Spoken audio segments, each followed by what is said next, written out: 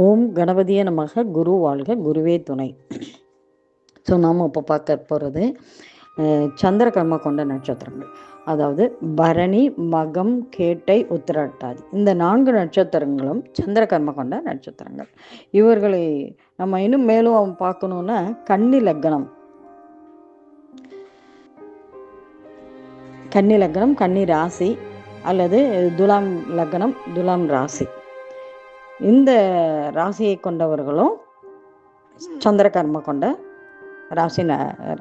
ராசி வீடு அப்படின்னு சொல்லலாம். இப்போ லக்னத்தில் சுக்கரன், லக்னத்தில் ராகு, லக்னாதிபதியோட சுக்கரன், லக்னாதிபதியோட ராகு இப்படி இருந்தாலும் சரி. அதே மாதிரி பாவ தொடர்புகளை சொல்லும்போது 1ஆம் பாவம், 6ஆம் பாவம், 1 7ஆம் பாவம், 1 6 7ஆம் பாவம், இதனோட இந்த பாவத்தொடர்போட சுக்கிரனோ அல்லது ராகுவோ தொடர்பு பெற்றிருப்பேன். இவர்கள் எல்லாமே, அதாவது சேர்க்கை, பார்வை பெற்றிருந்தாலே சந்திரகர்மா கொண்டவர்கள் அப்படின்னு சொல்லலாம். இந்த சந்திரகர்மா கொண்டவர்களுடைய தொழில் காரகங்கள் சொல்லும்போது ஹோட்டல் வைக்கலாம், உணவு சம்மந்தப்பட்ட உணவகம், மளிகை கடை, ஸோ விவசாயம், அதுக்கடுத்து பார்த்திங்கன்னா கடல் சார்ந்த தொழில் எது இருந்தாலும் அவங்க செய்யலாம். ஸோ மீன் கடை வைக்கிறது, ஸோ கடல் பிராணிகளை வளர்க்குறது, ஸோ அது சார்ந்த தொழில்களை அவர்கள் செய்வது சிறப்பாக இருக்கும்.